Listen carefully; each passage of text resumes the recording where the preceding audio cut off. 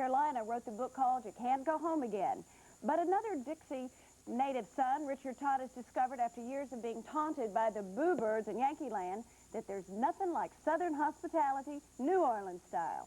Riding on the city of New Orleans, Illinois Central, Monday morning rail. It's been a long ride south for Richard Todd. A long ride from the glory of the New York Jets playoff years of 1981 and 1982. A long ride from hero to scapegoat. The greatest place to play in the world is New York when you win, and it's the worst place to play when you lose. They would have Todd as a god one week, and then after a bad game, it'd be Todd as a clod, and quit re-todding with Todd. You know, I've seen them all. Last season, Todd and the Jets had their troubles, and the quarterback's confidence was shaken. When Coach Joe Walton turned on him, Todd was traded to New Orleans. There, just hours from his Alabama home, he found Bum Phillips, a new coach with a new approach.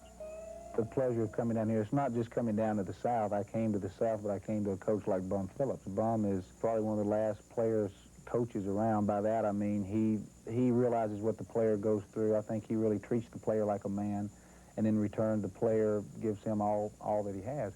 At any time, did you ever feel like you were dealing with a player with a damaged psyche in Richard?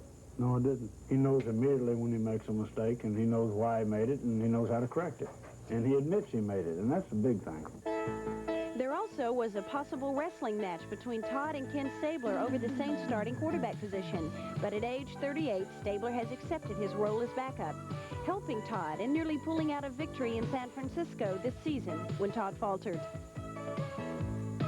I consider us good friends, and we have the bond of being quarterbacks, Alabama quarterbacks, and now quarterbacks on the same team. And I like him. And in New York, I think he took a little unjust criticism up there, and I think he's happy to be down here.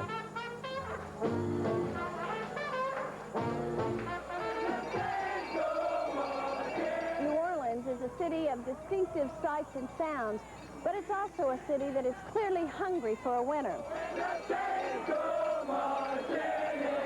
So no matter how comfortable Richard Todd may feel off the field, it's what will take place inside that dome that will make the difference. So Todd's brought renewed confidence in the long bomb to the Superdome.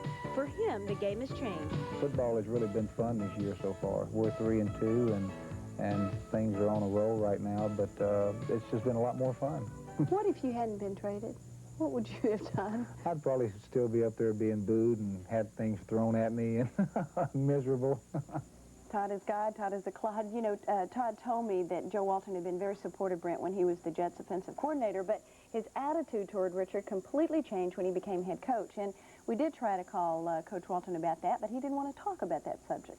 Fellas, the fact was when he was an assistant, he could soothe Richard Todd's ego all the time. Todd is a quarterback who needs to be boosted. When he became the head coach, of course, he could not pay that much attention to one player over all the others. So obviously somebody down in New Orleans is sitting there saying, nice going, Richard, keep it up, you're doing fine. His name is Bum Phillips. And the NFL Today continues on CBS in just a moment. Falcons have an offensive lineman named John Scully, but a large part of this young man's world has more to do with Chopin than Schuler.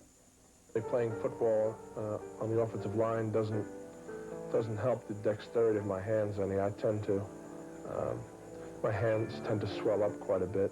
Generally, I would say the two, football and music, are not, they don't go well together. They're not hand-in-hand sorts of things.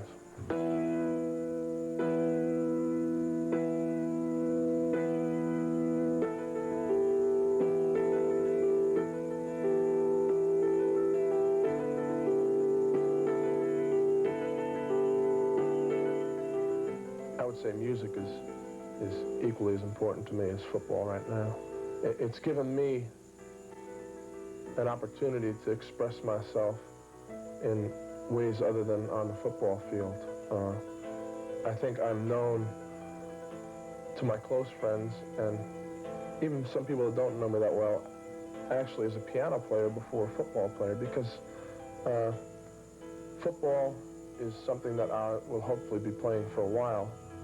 But the piano is something I'll be doing for the rest of my life. Irv, do you remember Mike Reed of Cincinnati? Oh, real well. I was on the Eagles coaching staff when he came out of Penn State. We passed him over because he thought he'd be too small. He's about 250, then he's about 200 pounds now. Great pianist, played for the Symphony Orchestra in Cincinnati. Great. All right, sit back now and enjoy. Here comes the action on CBS Sports, and of course at halftime, Irv and I will have all the scores. We'll update the action throughout the afternoon. I'm Brent Musburger for Irv, Phyllis, and Jimmy the Greek. We hope you've enjoyed the NFL today on. Welcome to Texas Stadium in Irving, Texas on a warm, humid afternoon as the NFC Eastern Division leading Dallas Cowboys take on the St. Louis Cardinals. Hi, everybody. I'm Frank Lieber. The Cowboys have dominated this series in recent years. They've won the last 5. They've won 10 of the last 11, but the Cardinals have a lot more firepower this year. With me is Dick Vermeil. These two teams always play tight games. Seems that the Cardinals just don't have problems getting up for the Cowboys. Very few teams have trouble getting up for the Cowboys. They're a perennial playoff team, and NFL players and coaching staffs get ready to play the best. Two of the best running backs in pro football. You'll see them today in Tony Dorsett and O.J. Anderson, but both off to slow starts this year. Tony Dorsett hasn't run for 100 yards in 8 football games, including last year, Frank. But I think in talking to the coaches yesterday and in talking with Tony, they're looking forward to getting that running game going today. Now, Anderson, he's playing with a hamstring problem. If that hamstring doesn't bother him, he's a 100-yard rusher. Cowboys, well, nothing new, getting off to a fast start. They were 7-0 last year, but Tom Landry tells us this is a lot different team than the one he had last year. Frank, there's 82 years of talented experience not on this roster that was here last year. And this football team does not take winning for granted. In the past, they always felt, hey, we're a playoff football team. We're going to the playoffs. Tom Landry says this football team is playing every week without thought of the playoffs, just hoping that they can play week in and week out well enough to earn the right to be there in January. The weather is very humid. The humidity 84%, temperature 71. It should get up into the 80s. And the forecast, 40% probability of rain. We had quite a bit of rain in the Dallas area last night, but the field was covered and is in good shape. And just as we say that, the sun breaks through the clouds and makes it even more humid, at least so it seems. Cowboys at 4-1, and Rafael Septien, the Cowboy place kicker, who is an expectant father. Expectant, as a matter of fact, as of today, will do the honors. Also having one of his best years ever, and he'll be kicking off to Stump Mitchell of the St. Louis Cardinals. And as you can see, he is numero uno, #1 in the National Football Conference in kickoff returns. He's also #2 in punt returns, and that 7-yard rushing average isn't bad either, Dick. 7.5 yards. He has yet to fail to run for 100 yards in a ball game, Frank, when he's been the starter. That's outstanding. So we're ready to play football at Texas Stadium. Cowboys next week will face the Washington Redskins, and Tom Landry told us yesterday he sure hopes his club isn't looking ahead to that ball game, because they're going to have their hands full today with St. Louis. Mitchell at the 2-yard line brings it out to the 10, 15, 20, and up to the 25, and that's where the St. Louis Cardinals will put it in play. Billy Cannon, number 52, makes the stop. We'll set the offense for you. Earl Farrell is the new running back, the fullback this year for the Cardinals, replacing Wayne Morris. Farrell has done an outstanding job, but Green and Tilley outside the receivers, great football players. Young offensive line coming on strong. There was some question whether Terry Steve was going to be able to play today, but he will start and try to go as hard as he can. He missed last week's ball game with an injury. 2 good young tackles, too. Oh, yes, you bet. Louis Sharp and Tootie Robinson, both 1981 draft picks, have been outstanding and just getting better. Lomax coming off a big day against the Miami Dolphins, even in a losing cause last week. Starts it with a pitch. Anderson out to about the 30, breaks the tackle, 35, and had he been able to get by Ed Too Tall Jones, who tripped him up, he may have had clear sailing deep into Dallas territory. As it was, he picks up 19 yards on the carry.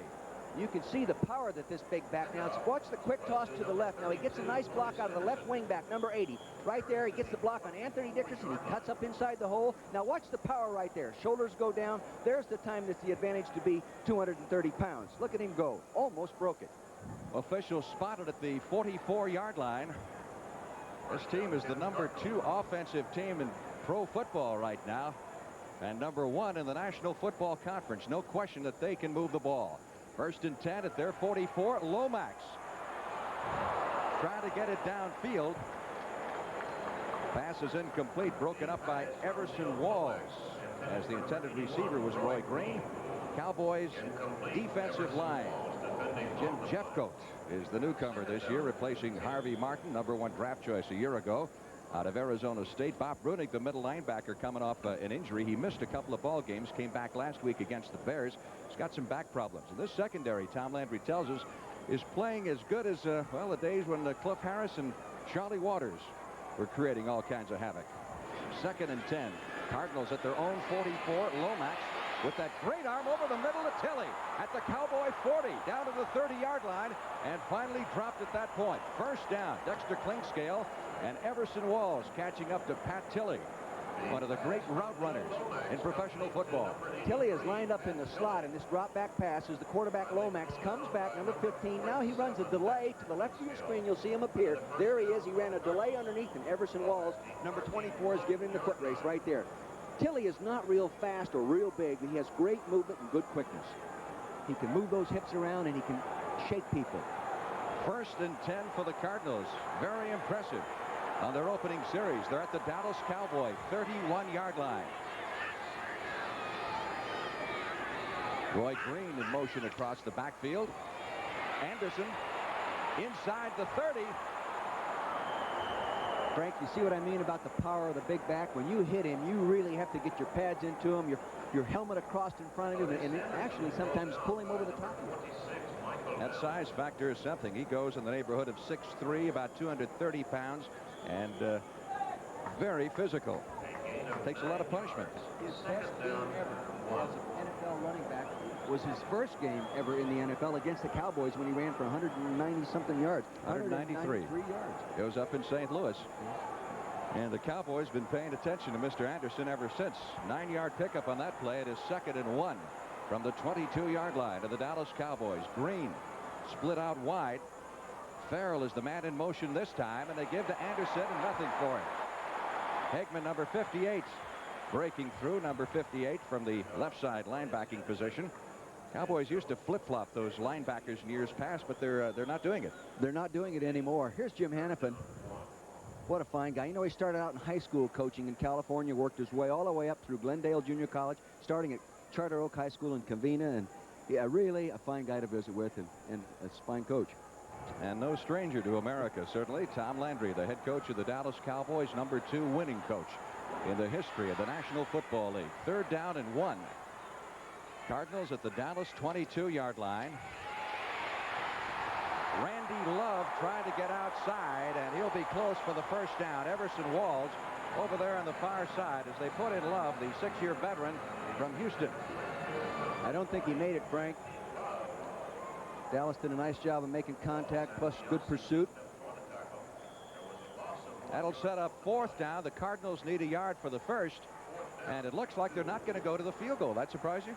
Well, they came here to win, and they figure it's going to take more than 3 points somewhere down the ball game to win it, so this must be their thinking. So that gets the crowd pumped up. 4th down and 1, and the Cardinals will go for it. Bob Brunick rushing onto the field. The middle linebacker position. He thought they were going to go for the field goal. Anderson on the carry. He's got the first. Lost the ball. Fumbled the ball at the 19-yard line. It appears that the Cardinals recovered, but let's see. Yes. St. Louis 1st and 10 at the 19-yard line as the Cardinals get a break on the fumble recovery. Jim Hannafin, Riverboat Gambler. He came here to play. You can tell that he was fired up in our meeting yesterday around 5 o'clock. Remember, he was pumped, ready to play then. 1st and 10 for the Cardinals, who have taken the opening kickoff and moved from their 25 very smartly to the Dallas Cowboy 19.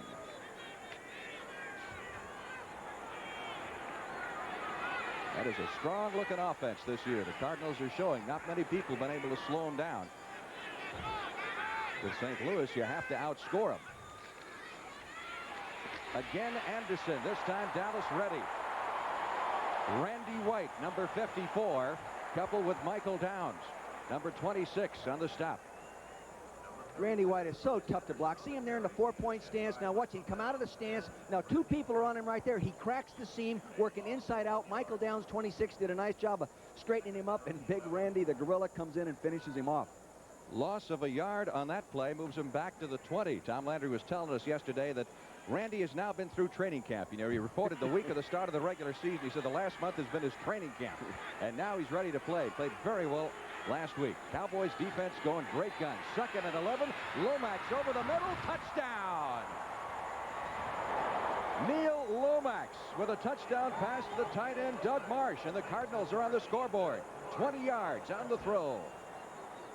A very businesslike businesslike offensive drive. Now the tight end to the right corner of your screen comes off inside. See, he's shoved inside. Now he's going down there. Here it comes.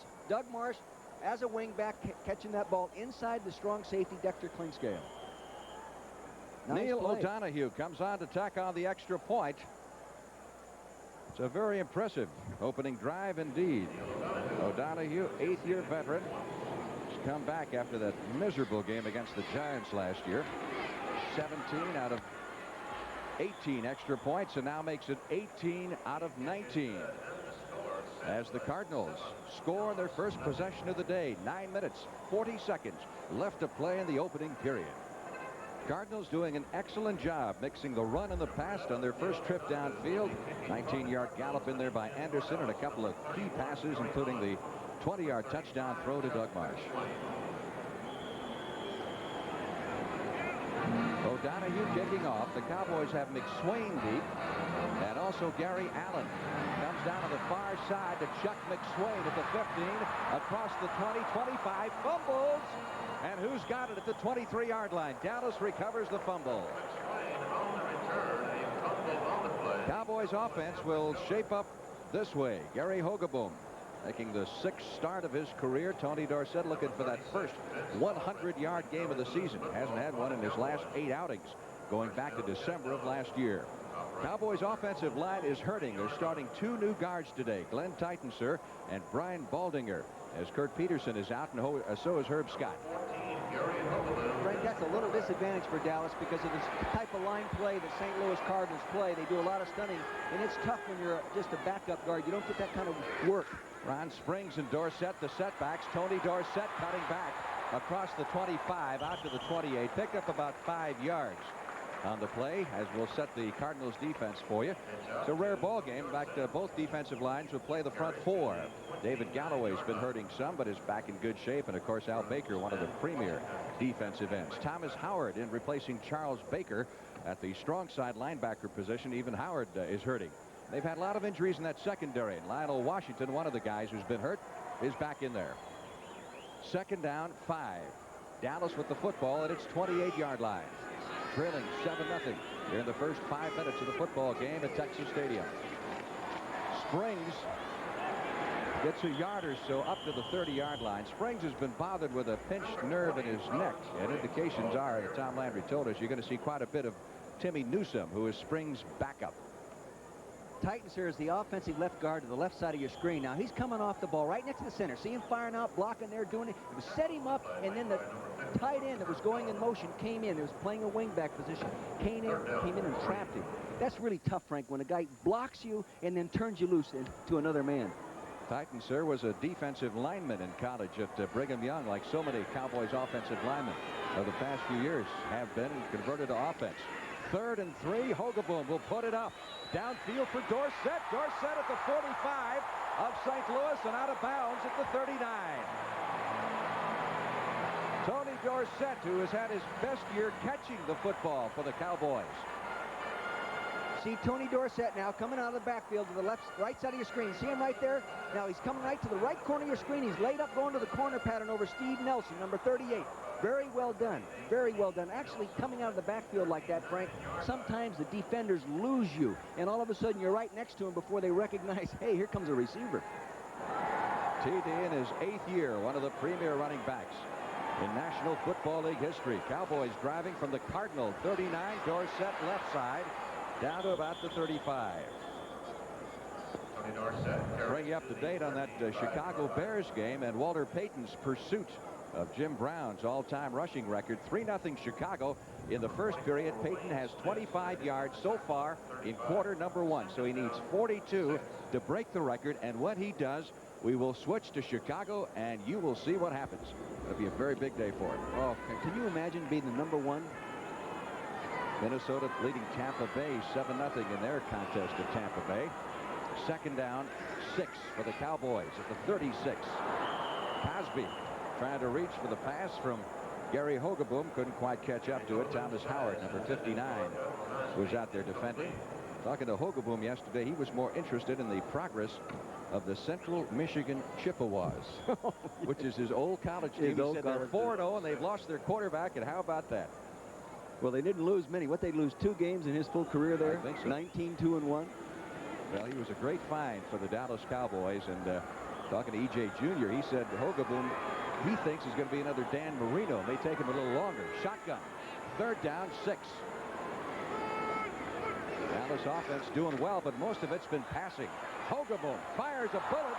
Springs got his hands on it, couldn't hold it. Back there quickly defending Leonard Smith, number 45, who may have got his fingers on the ball. That ball might have been deflected. I couldn't tell from here. You can see the ball in the air right in the middle of your screen coming there. I think that left hand right there of number 54, E.J. Jr., deflected it. Maybe not, but it looked like it. Field goal attempt for Rafael Septien. This will be a 52-yarder. He's 2 for 2, Frank, this year from that distance. Well, he's had a great year so far. 10 out of 11 field goals. And, of course, the last 8 have been in a row. Hogaboom to hold. Got it up. Is it long enough? No, sir. Under the crossbar, into and out of the end zone for the touchback.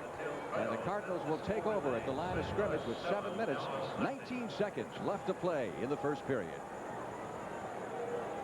With Dick Vermeil at Texas Stadium, the Cardinals lead the Cowboys 7-0.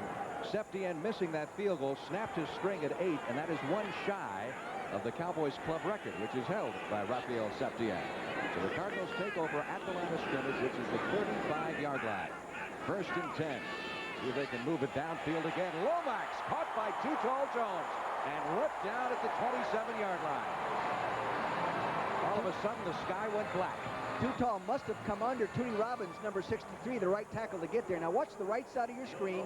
The right offensive tackle, 63, sets. He gave away the, oh, it's a stunt. That's what it was. They ran a cross charge, and big Too Tall came underneath, and there he is. He's got the quarterback more than in the grass. They're taking something out of the Cardinals playbook there. That's what the Cardinals are famous for. Yeah. Well, I think they stunted on 1st down that time because St. Louis was in a passing formation. 2nd down, 16. Loss of 6 in the play. Moves the Cardinals back to the 29-yard line. On the draw, big hole for O.J. Anderson. Up to the 40. Boy, you tackle him, you know you paid the price as he carries it to the 44-yard line. He will leave some lumps on you. He does, and it looks like he's running with a little vengeance right now because he knows Stuff Mitchell is playing so well. Now see the right corner of your screen. See him sit there in the draw. They bring the rush upfield. There's Jeff Coat way upfield. Great big hole. Great big hole. There's Randy Clark, 64, trying to get a block on Browning. Couldn't do it. Both defensive backs come in and make the play. Anthony Dickerson, number 51, comes in and gets a point for being there. Short yardage situation. He picked up 15, needed 16 for the 1st down. So the Cardinals, looking at 3rd and 1, come in with an extra tight end in this situation. Ball is at the 44-yard line. Farrell, man in motion. Lomax on 3rd and 1 wants to go long. All kinds of time. Now he's in trouble, gets the pass away, and it's finally blocked. Mark Tuanay, number 71, came through there and got the pass blocked, and Lomax is unhappy about something. What happened, 31, Earl Farrell, the wingback, came in motion, and then he was going to be the primary receiver. He turned the corner and went up, and as he crossed the line of scrimmage, a Dallas defender chucked him pretty hard, and he fell down. Now, here's a receiver wide open that he didn't see. This is Farrell, though, after he fell down and got up. Now he's trying to get the attention. But at this time, Lomax was looking to the left side of the screen, or left side of the field. That's another gutsy call, I think, by Hannafin on 3rd and 1. They've been having trouble with their punt coverage. They're last in the league, Frank, giving up 17.3 yards a return. Nothing wrong with their kicker, however. Carl Birdsong was the Pro Bowl kicker last year and has been just splendid and knocking it inside the 20-yard line. Oh, they're going with a fake, and they're not going to take it. Cowboys didn't buy the fake whatsoever as the ball went to the short man, stumped Mitchell. And Mitchell could not find any running room. And the Cowboys, Bill Bates, came up with the big tackle. So the Cardinals give up big field position. Now you'll see the center snap the ball to the up back. See him right there. He's got the ball right in the middle. He's trying to find the receiver. Now the receiver was not open because he was being pressed one-on-one tightly by the Dallas defender. I would believe they were supposed to check out of that. Timeout.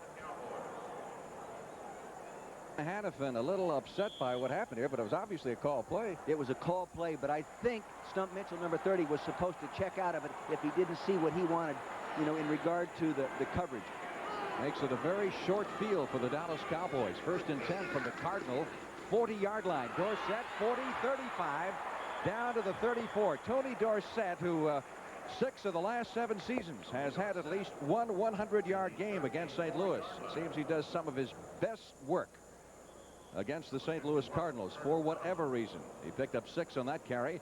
It'll be 2nd down 4. Glenn Titan, sir, number 63, did a real nice job, Frank, of cross-blocking, kicking out on the defensive end, 75 Curtis Greer, that gave him that hole.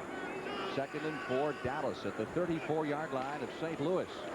Quick hitter goes to Ron Springs over the left side. Springs diving to the 30, and that will be very close for a 1st down.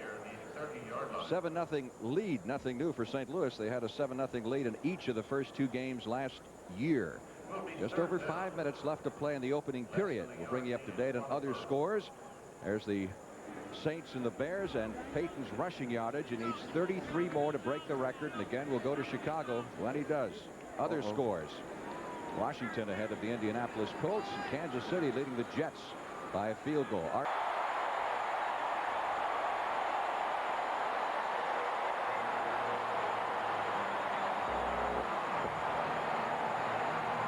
Dorsett goes 31 yards for the score, and it's 7-6 with the extra point try to come.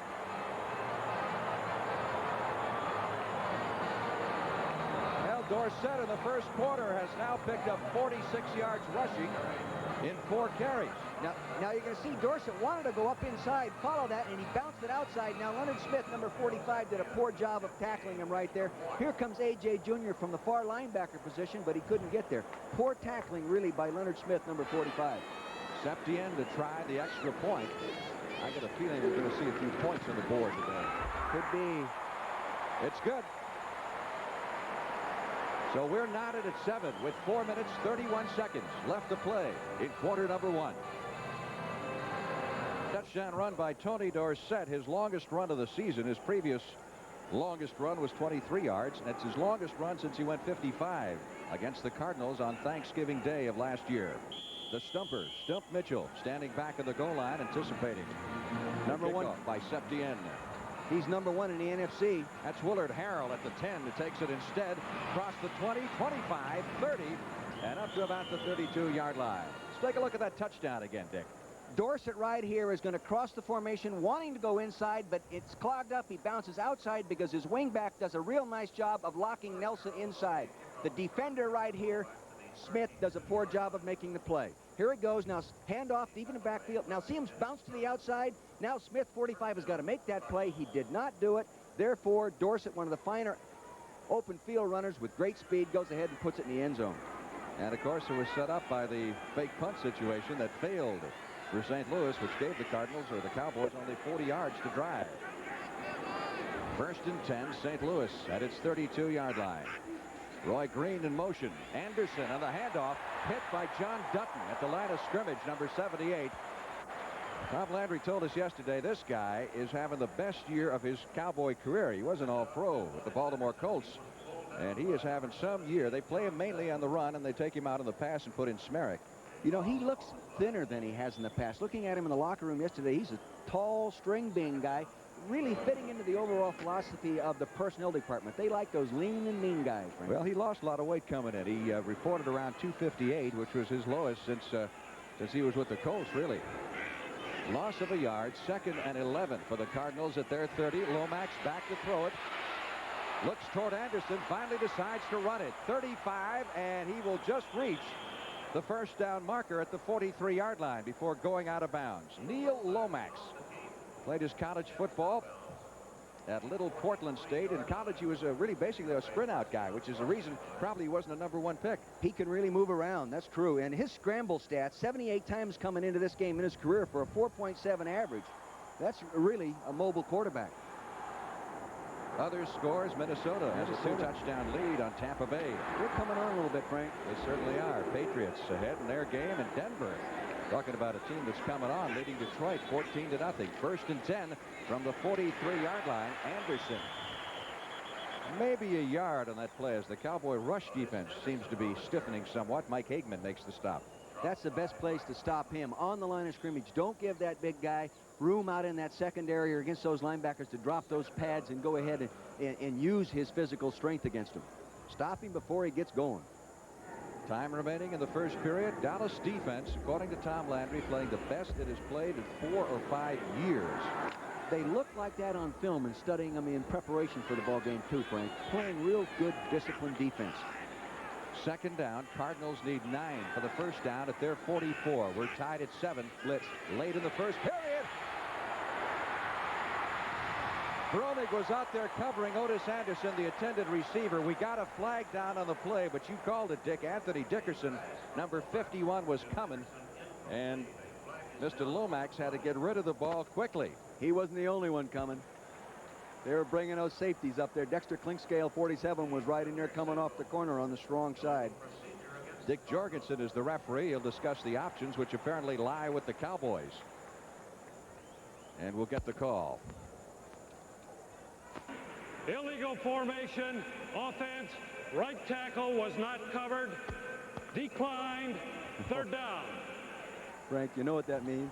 Is a wide receiver lined up in the backfield, and he was supposed to be on the line of scrimmage. Normally they do it by mistake, just looking down into the ball, and then they end up being 1.5 yards off the ball. And boy, that, you know, there's nothing between the receiver and the football but air. You think they could line up correctly. You'd wonder about that, wouldn't you? Third down and 9.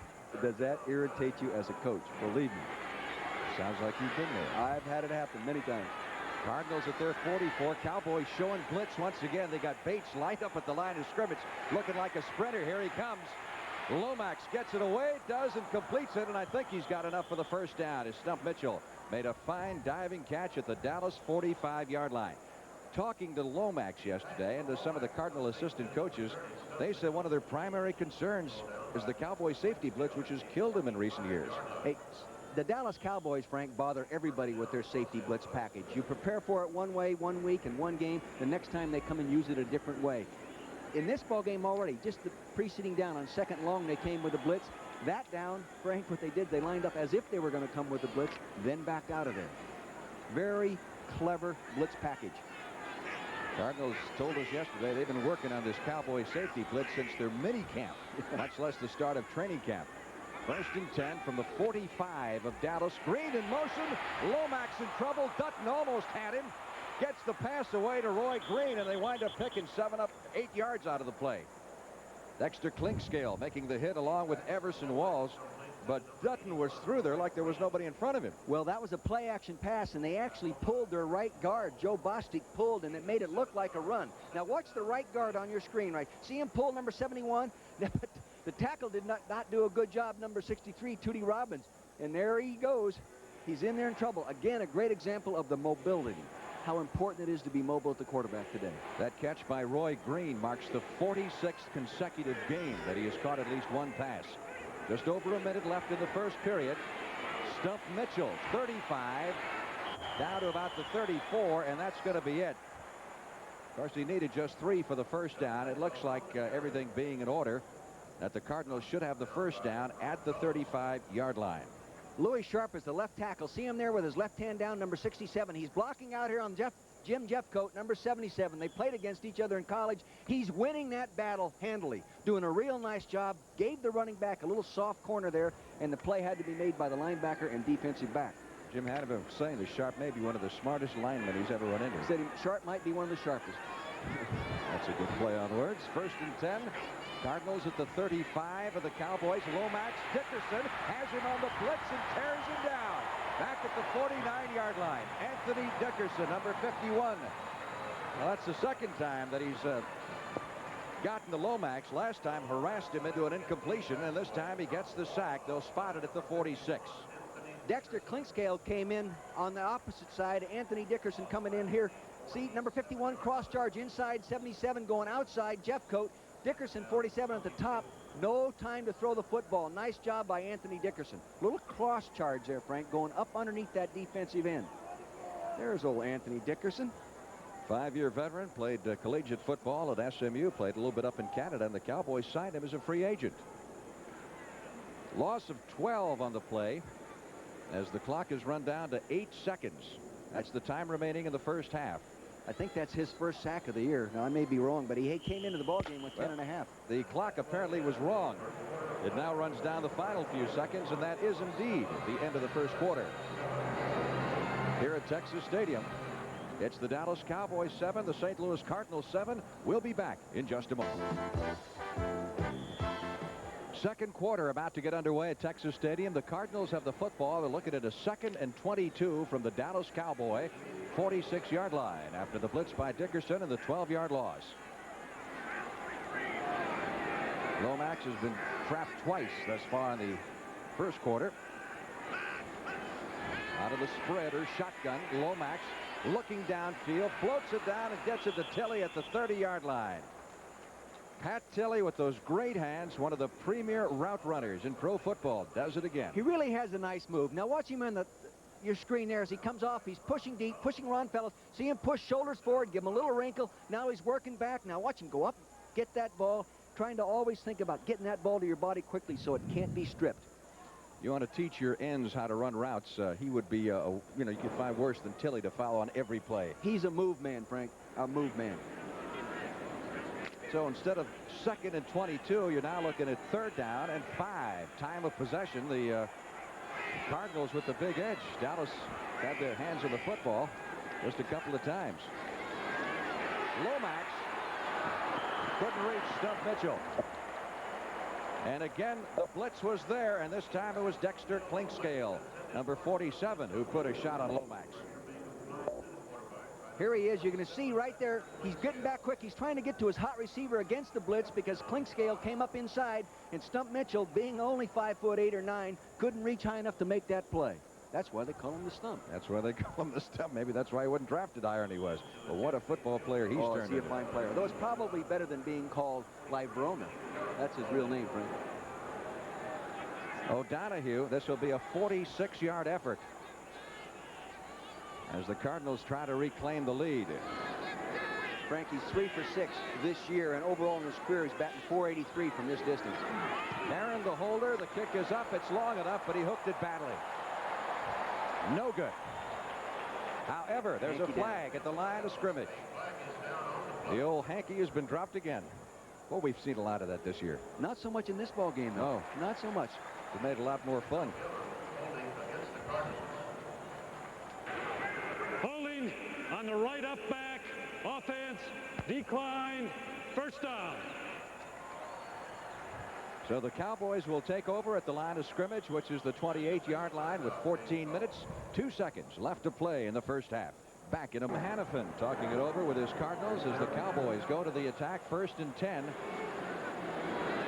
at their 29-yard line. That's where the ball was spotted after the errant field goal attempt by O'Donohue. Holderboom back to throw it. Sideline toss completed out to Timmy Newsome, and Newsome is dragged out of bounds at about the 37. That'll be good for 7 or 8 yards. Thomas Howard, number 59, making the stop.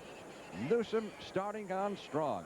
For an NFL Today report, here's Brent in New York. 2 tight end formation and run toward the underside of that defense and put his tight end on the defensive end, string him out, and let Dorsett run inside or outside off that block, and that's exactly what they did. Let's pick up some other scores around the National Football League. Update on the Saints and the Bears, and Walter Payton within 25 yards now of the all-time record. Eagles and Buffalo are tied in the first period. Kansas City with a lead on the Jets. We're at 7-7 early in the second. 1st and 10 Dallas. Cowboys at their 41-yard line. Newsome. Now Newsome is about the size of O.J. Anderson. And the Cowboys really like what they see in this big guy who's coming on strong at the fullback position. Takes it to the 45 for a pickup of 4. Cleveland and New England now knotted at 3 apiece in the second period. And Detroit has scored on Denver to narrow that one to 14-7. Miami-Pittsburgh scoreless in the second quarter. Steelers already banged up. Jack Lambert hurt. Louis Lips, their outstanding wide receiver, also hurt. 2nd down 6. Hogaboom goes over the middle and throws it behind the intended receiver, Doug Donnelly. Doug was coming down underneath a little delay type pattern, and he just threw it behind him. Donnelly's been hampered by some injuries this year, but he's turned into a big play guy for the Cowboys. Has great speed. In fact, he's the 2nd fastest of the Cowboys, second only to Tony Dorsett. His longest catch in his career, actually, I think, came against the St. Louis Cardinals last year, which was 47 yards. Remember that great one-handed catch he made against the Rams in the Monday night the league game? opener, yeah. Wasn't that something? Third down and 6. Hogaboom, sideline throw, finding Donnelly out of bounds. First down at the Cardinal 47-yard line. So Hoagie comes right back to Donnelly and completes it this time. Shotgun back there again, giving him good vision, keeping the rush away from him. A little stun up inside. Offensive line doing a nice job. Now here he goes. Donnelly beating K, number 22, just on a one-on-one man-to-man situation, which the St. Louis Cardinals play a lot of. They call him White Lightning. He's got a dog named Thunder, which is most appropriate.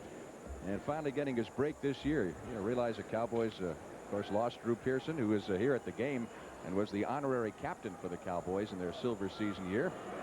And, of course, Tony Hill is out of the lineup, but should be back in the next week or two. Hogaboom on 1st and 10 to Dorsett, but he didn't fool anybody. Great coverage by the St. Louis Cardinals. Elo Grooms, number 78. He's seen that play a time or two before. Yes, he has. He was, I think, stunning in the defensive line that time, Frank, and was on his way out coming around the defensive end when he saw the pass develop and just kept right on going. Not normally a pass defender, but did a super job on that play. Spent a lot of year with the Saints before being traded to the Cardinals. Cardinals, of course, led the NFL in sacks last year, and everywhere Floyd Peters goes, it seems the sacks seem to follow. Well, he also brings defensive linemen with him, too. You know, like Al Baker from Detroit. And he does a good job of creating problems with his stunt package. Loss of 4 in the previous play. 2nd and 14 from the 49. Hogaboom looking for Cosby. And E.J. Jr. got his hands on the football, but couldn't hold it. Former All-American defensive end at Alabama, who has been all around this Cardinal defense. He's played at all 3 linebacker positions. And what did he tell us yesterday he liked best, the outside or the weak side? Well, he likes inside because he says, then, Coach, they can't run away from me. They run left or right, but I'm always in the middle. Now, on 2nd down in long situations, Frank, they move E.J. Jr. into the middle linebacker spot because of his mobility playing pass defense. Dallas with a 3rd and 14 from its own 49-yard line. Score tied at 7 from the shotgun. Hogaboom with good protection, unloads it deep, intended for Newsome. Got his hands on the football, couldn't hold it. And instead it is intercepted by the St. Louis Cardinals and downed immediately, and what a catch by the safety Benny Parent, number 23. That's how a safety should make that play. I mean, that's expected of him, and he's a good safety. That's his 2nd pass interception this year. He had 4 pass interceptions last year. Really a nice play. Now see him coming, moving inside out. Here he is, reaching right in the middle of your screen and stole that football. Did a real nice job. You know, in watching the game last week, he didn't make that play and gave up a big play. Timeout here in Dallas. We'll be back in just a moment. Cardinal bench very intent. They need this one badly. They're 2 and 3. And if they want to stay close, a victory is of the utmost necessity. 1st and 10 after the interception. The Cardinals of the football at their own 8-yard line. And Lomax gives to Anderson, tries to bounce off a tackle at the line of scrimmage, gets no more than 1 yard. For an NFL Today report, let's go once again to Brent Musburger in New York. Frank, the Vikings were dominating the Buccaneers, but then the Buccaneers put together a 78-yard drive. Adger Armstrong has just gone in from the 1-yard line. It is now 14-7 Minnesota. Back to Frank and Dick. Minnesota going strong. They take on the Raiders next week. Tampa Bay will be against Detroit. 1st down yardage. Look at that statistic.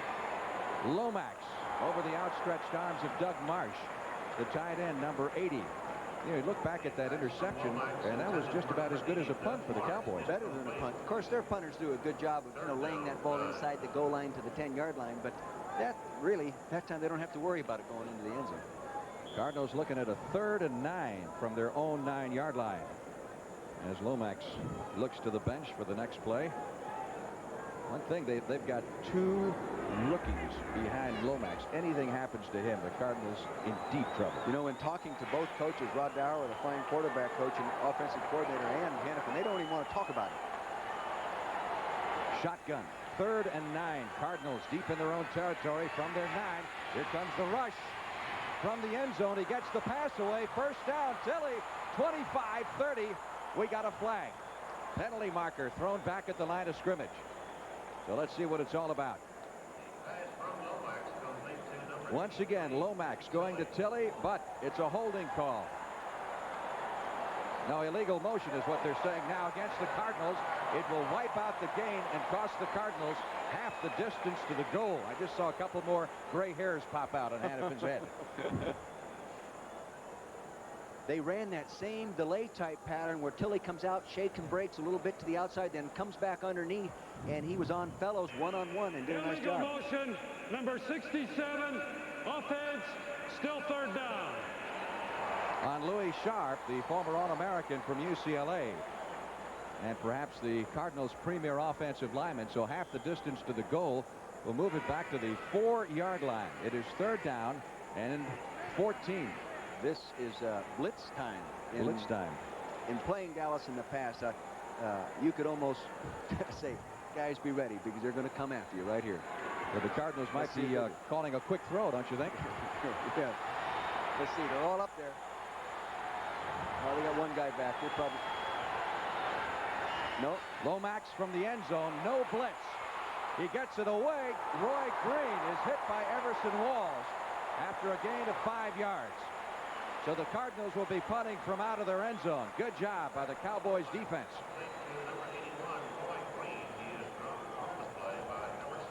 Green has had some vision problems of late, which he says has really caused him some difficulty in catching the ball, but they say it's only a temporary thing. A temporary thing that goes away, and he was talking to us about it, as did Rod Dowhauer, that it's nothing serious.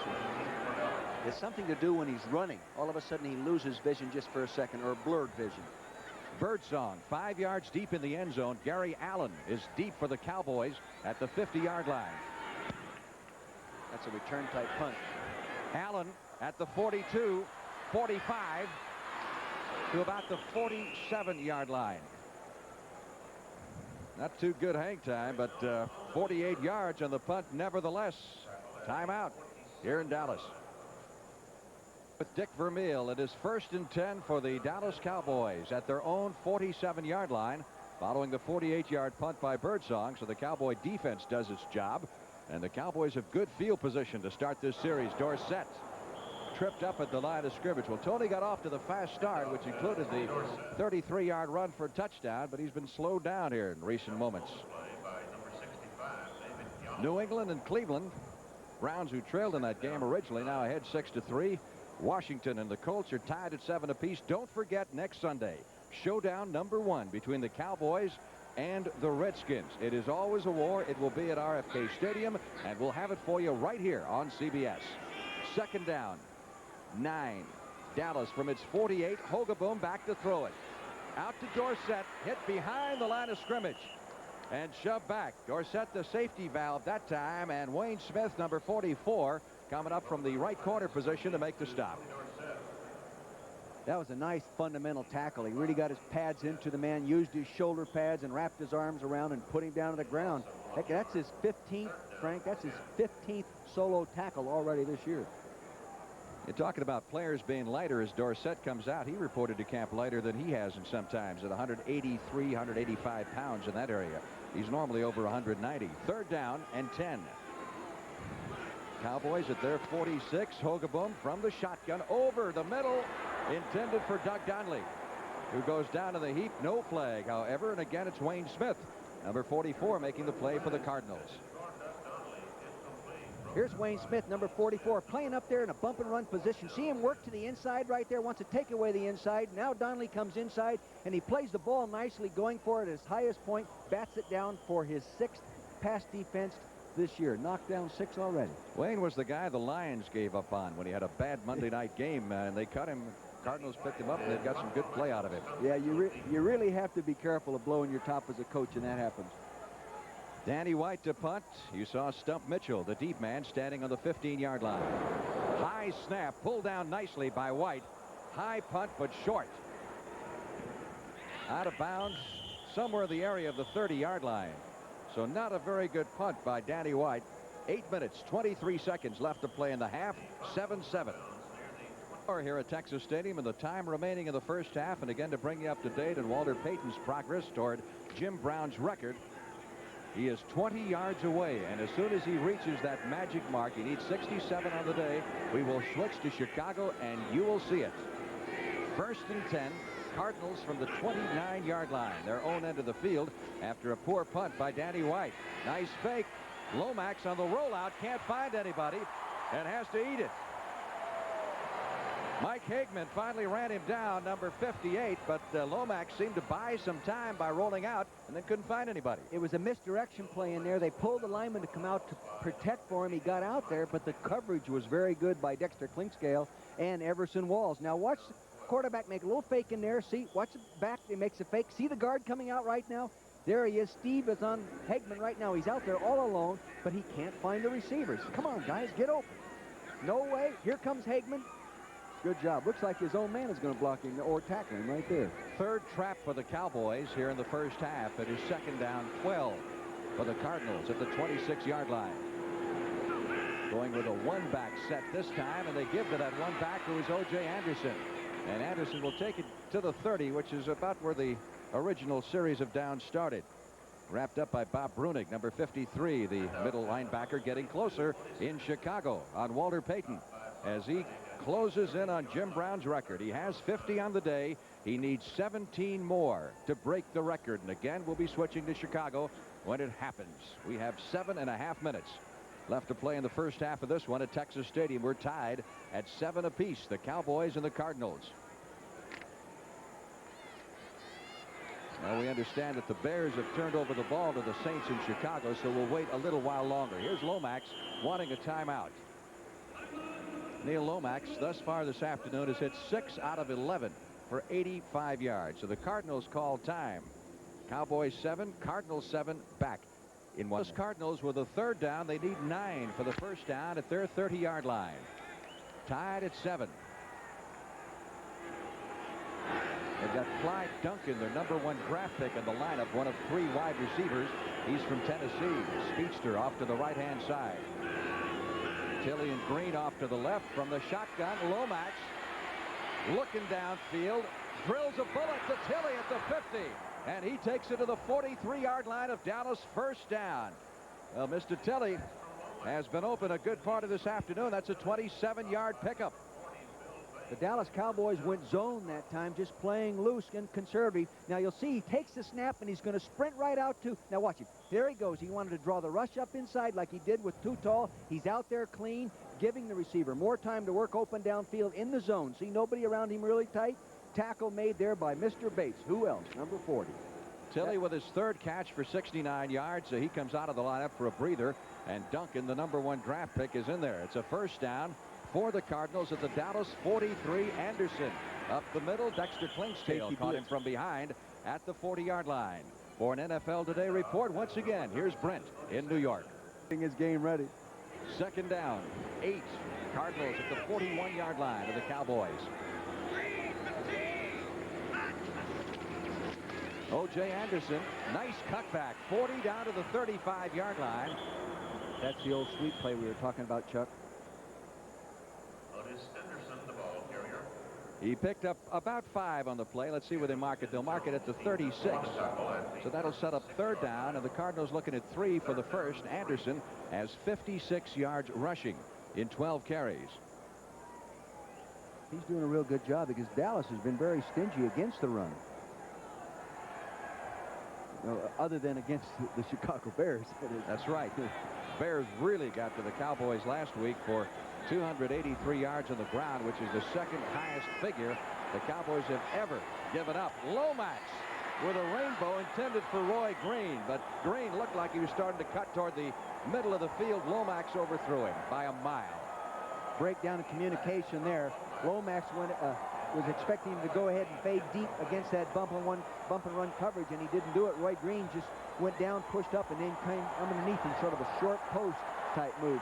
Well, they're trying to get the wave going here at Texas Stadium. Now, this is not a place where you would expect the wave. This is one of the more quiet crowds in the NFL, and thus far it's been a rather timid wave, I'd say, compared to some we've heard. Well, the first place we saw it was in the Indianapolis, right? Right. The Indy Dome there. O'Donohue. This is a moonshot. 53-yard field goal attempt with Perrin to hold. He's 3 for 12 in his career. It's a fake. And again, it doesn't work. On 4th down, the Cardinals are thwarted for the 2nd time as the toss on the fake went to Greg LaFleur, number 89, the tight end. You don't see that play very often. In fact, I think that's the first time I've seen that kind of fake. Now watch, the ball will be snapped to the holder, and watch the wingback to the left of your screen come on in, and they just flip him the ball right there. But the rush from the defensive left side was really coming after him and just chased him down the line of scrimmage. Cowboys take over. We've got a timeout at Texas Stadium. Fans are having a good time. The wave gets a little louder each time it rolls across the stadium. Cowboys with a 1st and 10 at their 36-yard line. Dorsett in the tailback position. Man in motion is Mike Renfro. Dorsett gets a good block from Timmy Newsome and gets outside. Bounces it to about the 44-yard line. Good job by Newsome. Did a nice job. He's a big, strong, physical guy, and he can make those kind of blocks. Pickup of 7 yards on the play. It'll be 2nd and 3 at the 44-yard line. There's Tony Dorsett's stats, looking for his first 100-yard rushing game of the year. And I sort of sense he's running out of patience. He has a lot of pride, and he likes to run the football. He knows that's what he does for a living. He wants those 100-yard games. Cowboys have had some injury problems in that offensive line, which you've heard them. Here's Dorsett. It'll dip inside, then back outside, and driving for the 1st down marker. And looks like he's right on it at the 47-yard line. Another NFL Today report from Brent Musburger in New York. Frank, Minnesota and Tampa Bay are going up and down the field in Tampa. From the shotgun, Tommy Kramer. He's got Sammy White for a 38-yard gain. Down to the 1. The Vikes score on the next play. And now they lead the Buccaneers 21-14. Back to Frank and Dick. 4 minutes and 39 seconds left to play in our ball game. 7-7 the score. The Cardinals and the Cowboys are tied. That's in the first half of our game as the Cardinals set up their defense. Ogaboom bringing the Cowboys up to the line of scrimmage. St. Louis with an edge statistically so far, but not an edge on the scoreboard. Had a couple of early touchdowns, then nothing. Ogaboom. Downfield diving catch by Mike Renfro at the 32-yard line. 1st down. There's another great hands and move man. Renfro doesn't have the great speed. Hogaboom's going straight back. Now he sprints out again, and you can see right there he's going to get a little pressure, and he throws that square in pattern down there, hitting the zone inside. And there is number 44, Wayne Smith, right there to try to finish him off. Got a Cardinal injury report on Joe Bostic, who has a pinched nerve in his neck, but not expected to be serious, and chances are he will be back. Possibly next time the Cardinals get their hands on the football. 1st down, Cowboys at the Cardinal 33. Hogaboom hiding the ball behind his hip. Deals it to Doug Cosby, the tight end. 1st down at the 19-yard line as suddenly the Dallas passing game comes to life. Leonard Smith, number 45 on the stop after a 13-yard pickup. And Cosby limping off. He came out of the ball game last week against the Bears with a sprained knee. And he'll have to leave the game at this point. And behind him, they are very, very thin. Fred Cornwell, rookie, number 85 out of Southern Cal, will replace him. They call him Cosby Jr. because he's built just like him, right in the same mold. You know, the long, tall guy, 6'6", 236 pounds. He wore Cosby's number 84 in college at Southern Cal. From the 19, Hogaboom with a dart over the middle, trying to reach Cornwell. Couldn't get it to him. Hogaboom took a pretty good shot and went down. And the fans would like to see a penalty flag drop. It wasn't the case. Cornwell's coming off the line of scrimmage here, and number 51, Kurt Allerman's picking him up inside, and I think the fans are booing because they thought he made contact with him right there, but I don't see it on that play. The ball couldn't have been caught anyway. You might remember Cornwell several years ago, a big Oklahoma-USC game. He caught the winning touchdown pass with 2 seconds left to play in the game for USC out at the Coliseum. 2nd down, 10 for the Cowboys at the Cardinal 19-yard line. Just over 3 minutes left to play in the first half. Dorsett looking for some running room. Not much there, but he drives forward to the 18, picks up 1, maybe 2 yards in the play, and Bob Harris, number 50, the linebacker, wraps him up for the St. Louis Cardinals. Ron Springs checking into the lineup, and he'll be joined by another wide receiver, and that'll be Kirk Phillips, number 81. Cowboys haven't made much use of your man Harold Carmichael. One play. No, well, he wasn't there all through training camp, and it's really hard to go ahead and get that opportunity unless somebody else goes down so he can play. But I'm confident he can play. I've never seen him look any better than he looks right now. 3rd and 9, 3 wide receivers, Renfro, Donnelly, and Phillips. And Hogaboom back to throw it. Goes for Renfro. Can't reach it. So that will bring on the field goal unit. Benny Parent, number 23, back defending against Mike Renfro. As Renfro was going up, I think he saw Mr. Parent, number 23, coming over.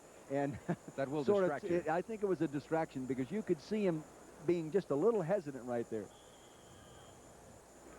Septien, who missed his first field goal attempt of the afternoon, but that was a 52-yarder. See where Hogaboom puts this one down at the 26-yard line, which will make it a 36-yard effort. He almost never misses here. Pretty close to automatic. Knocks it straight through. Officially, they give him credit for 35. He is so confident he's going to have a son, whether his wife is going to have a son. And he said, I'm going to make the first field goal I make is for my new boy. He said. Well, today is due day, so we will see.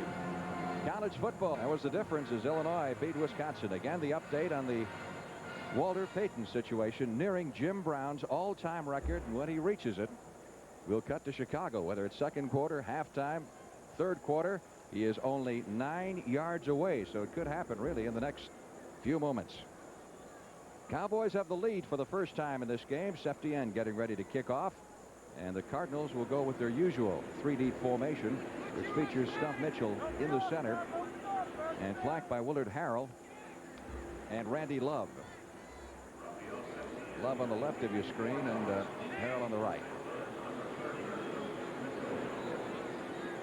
Dallas kickoff team, Frank, has been giving up 21 yards a return for 19th in the National Football League. Great kick. Fine kick.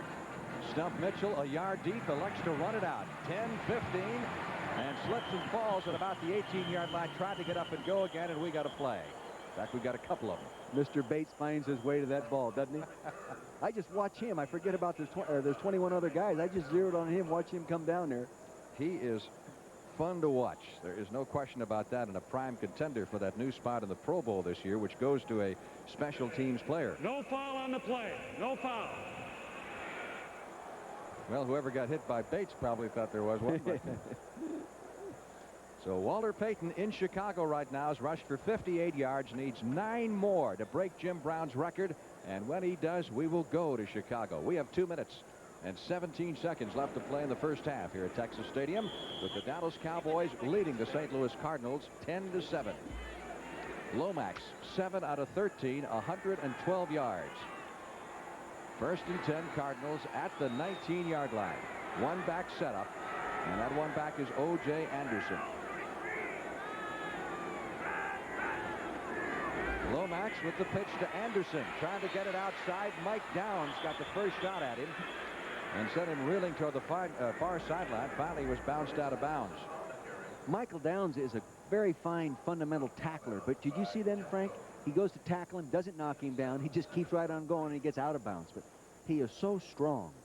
Downs has had his best year so far. In fact, Tom Landry said he's playing at Pro Bowl level and could be the best safety in the league. He's had a lot of competition, well, you know, from other people for that job this year, particularly Dennis Thurman. Dennis Thurman was a starting quarter. You know, he'd like to be a starting safety, but Downs is really playing well. And Thurman now is the 5th defensive back. Second down, 3 for the Cardinals at their 25. Just over 2 minutes. Again, they go with Anderson. Big hole left side, and Anderson running over some people. And again, it is Michael Downs who finally rips him down after he picks up the first down at the 37-yard line. And that'll take us to the 2-minute warning.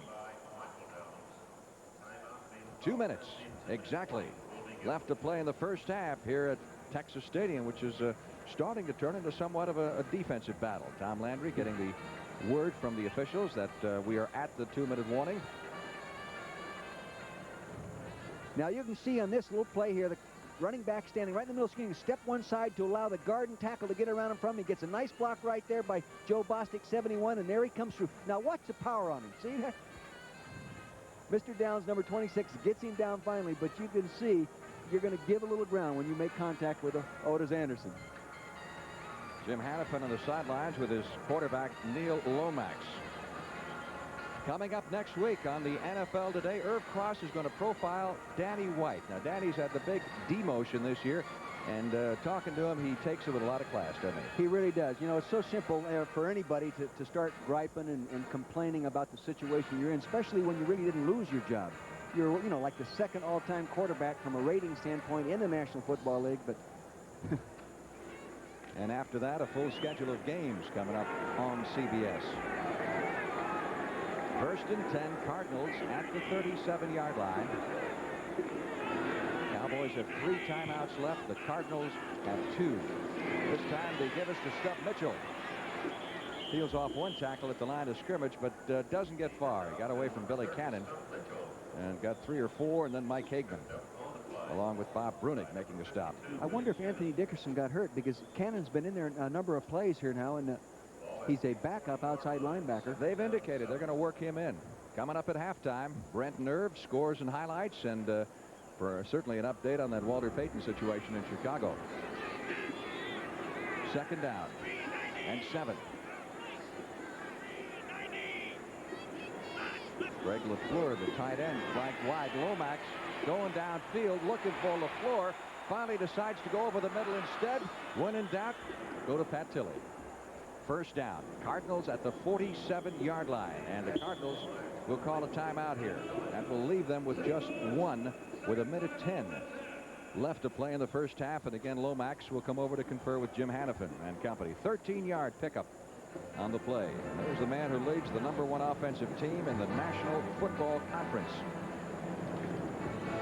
They have shown all year that they can move the football and do an outstanding job. This guy is really talented. You know, I sent Sid Gilman up to work him out when Sid and I were working together in Philadelphia, and Sid came back just raving about this guy's overall skills. He says he's very green, and he's not a sophisticated guy in regard to the NFL-type football, but he is going to be a great quarterback.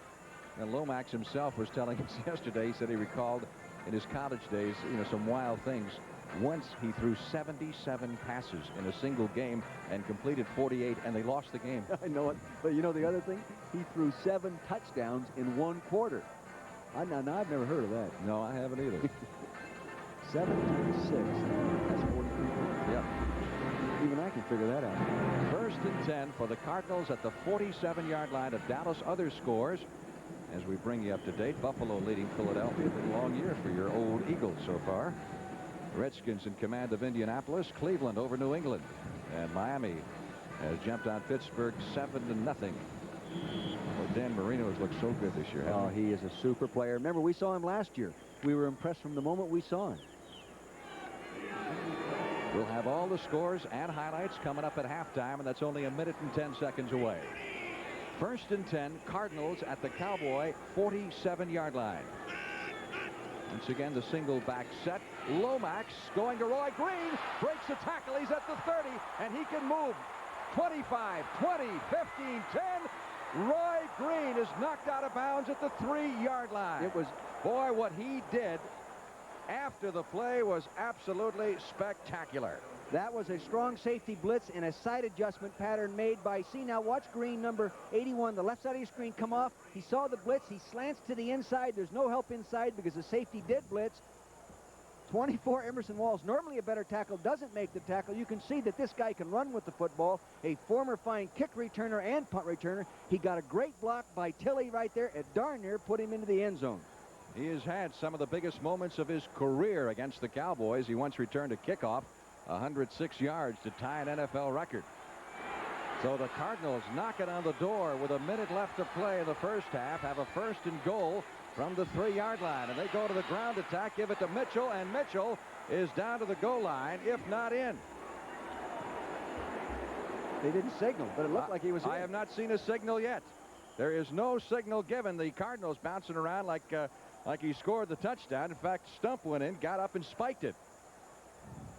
You know, we don't have a real good angle to look at this, but it looked like he got there. It is. Yeah, okay. There comes the touchdown signal. You talk about a delayed signal. It was delayed. Mitchell looked like he was stopped at the line of scrimmage, but great second effort. You can see right here, going to toss it to him deep. He gets a nice block there by Doug Marsh right at the point of attack. He turns it up inside. He gets up high. He's squirming. There, he's in the own zone all the way. Touchdown. So the Cardinals' quick striking ability comes through again. Perrin will hold O'Donohue with the extra point try as St. Louis has recaptured the lead with 52 seconds left to play in the first half. The kick is good. Well, you can credit that to Roy Green. That 44-yard pass play set it up. We'll be back at Texas Stadium in just a moment. Cardinals leading the Cowboys 14-10. The latest from Chicago is that Walter Payton needs 4 yards now to break Jim Brown's record.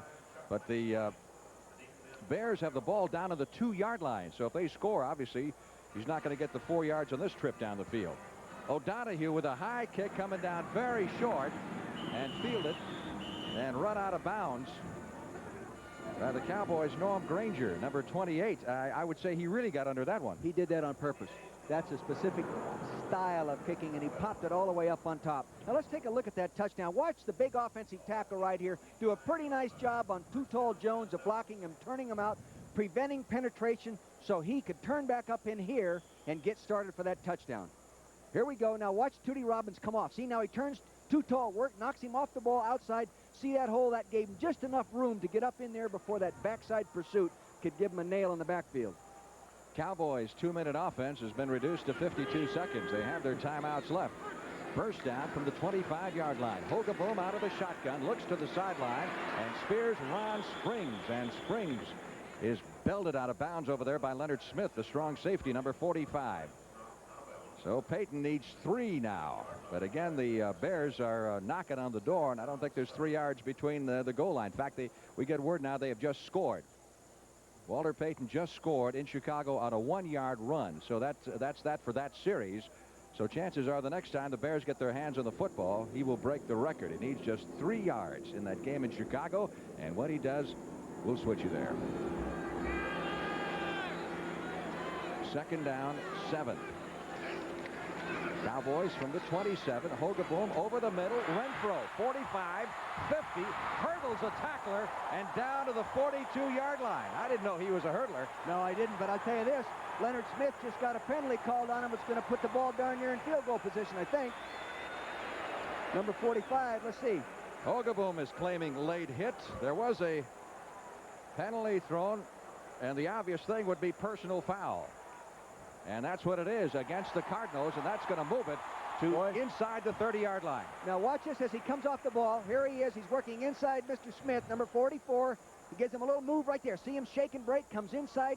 No help inside right there. He beats that underneath coverage. There he is, Perrin, 23, coming in on it. Now watch this. Oh, wow. Up over the top. You don't see that very often. Now watch what happens here. Leonard Smith's right there. They're sort of scuffling. Now he shoves him. Boom, right there, 15 yards. Lack of poise. Cannot do that.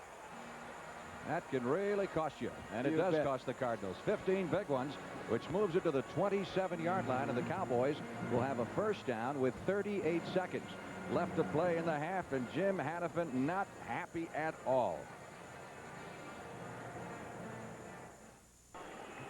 Cowboys with a 1st and 10 at the St. Louis Cardinal 27-yard line after the pass play and the 15-yard personal foul. Hogaboom out of the shotgun, goes to Ron Springs, blockers in front, 25, down to the 20 and out of bounds. That stops the clock with 32 seconds to go, and the Cowboys still have 2 timeouts left. Titansaur, number 63, the left guard, did a real nice job that time of coming out and getting the initial block that darn near broke that screen into the secondary. Springs was a little unhappy last week that he didn't get more playing time. There's Raphael Septien loosening up on the sidelines. He hopes he doesn't have to do it, that the Cowboys can push it in. But they've had problems as Jim Hannafin yells encouragement to his troops, and Tom Landry confers with Jim Schaffner. Second down, 4.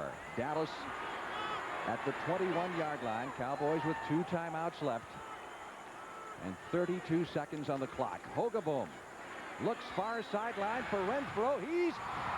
Nope, I thought he had it. Had it and dropped it. And I don't know if the Cardinal defender back there, Lionel Washington, got his hands on the ball, but Renfro thought he should have had it. It looked like he had to twist back just a little bit to make this play. As you see it on the rerun, see him reach back there, and he just couldn't get it, I don't think Lionel Washington hit that ball at all. It just was caught there right by his right arm, Frank. That'll set up a 3rd down. Now the Cowboys got to be thinking 1st down. They need 3rd and 4 for the 1st at the 21-yard line with 26 seconds to go.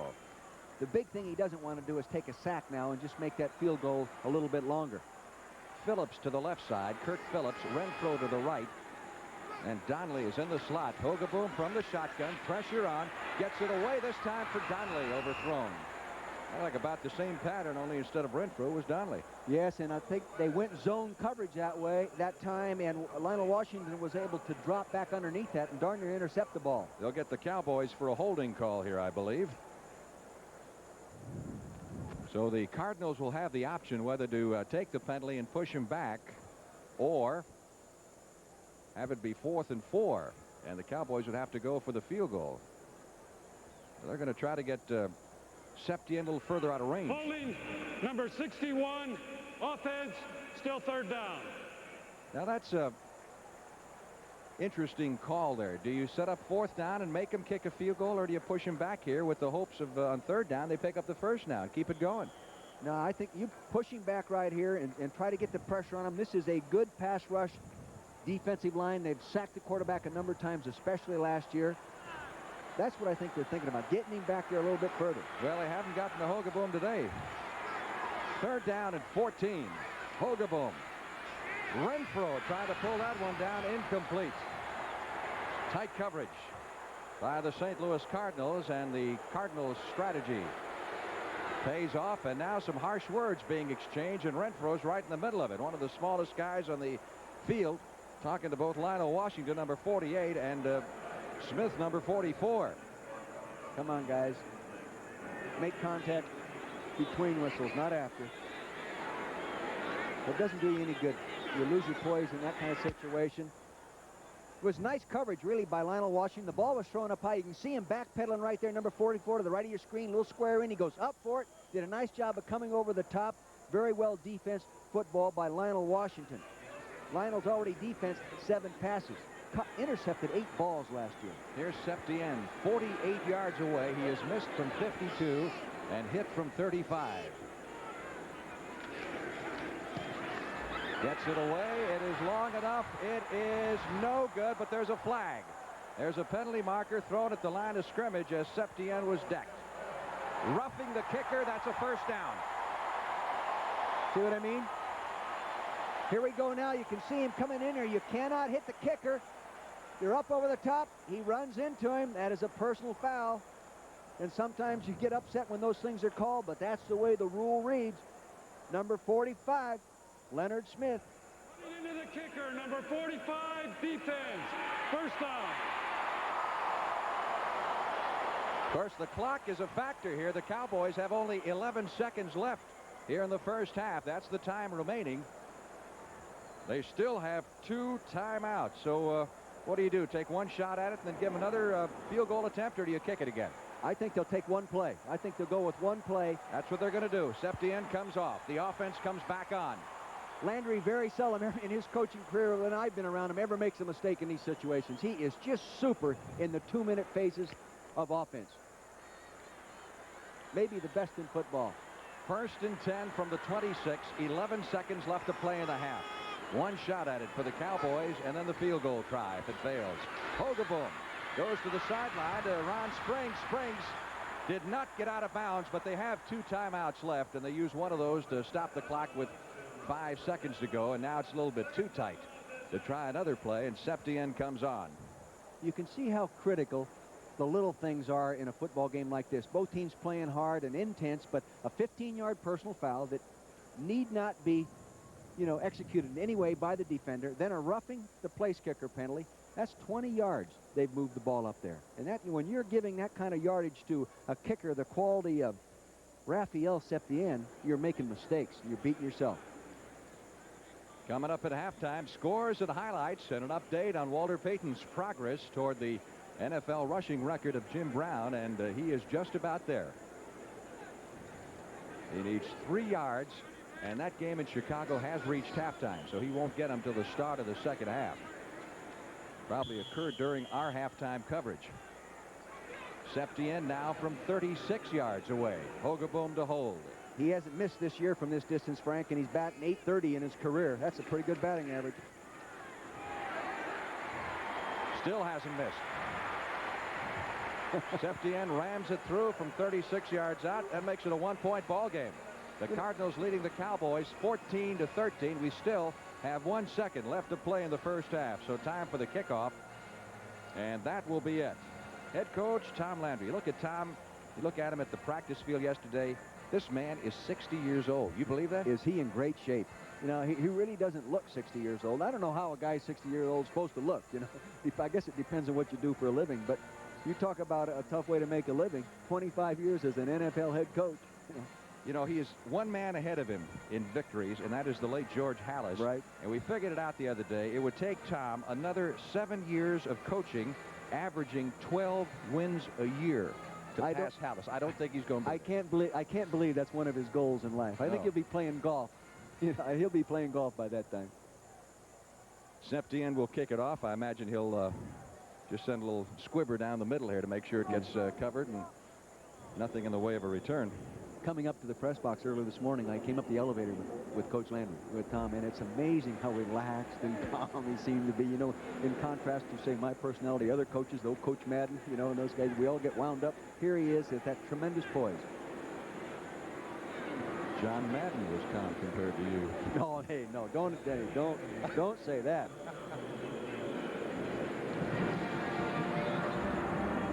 That's covered by the Cardinals.